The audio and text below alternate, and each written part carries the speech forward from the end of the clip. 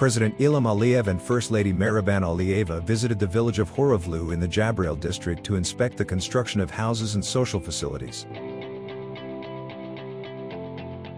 Vahid Hajiyev, the special representative of the President of the Republic of Azerbaijan in the districts of Jabrayil, Gubadli, and Zangilan, briefed the President and First Lady on the ongoing projects in the village.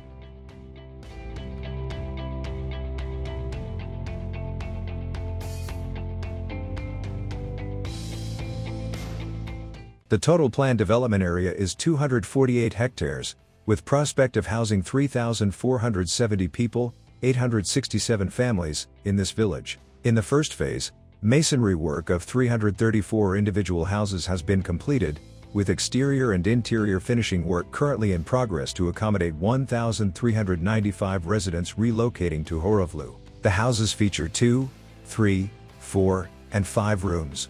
Work continues on the construction of a school, a kindergarten, and other service facilities. President Ilham Aliyev and First Lady Mehriban Aliyeva also inspected the completed houses in the village. The foundation of Horovlu village was laid by President Ilham Aliyev on May 4, 2023.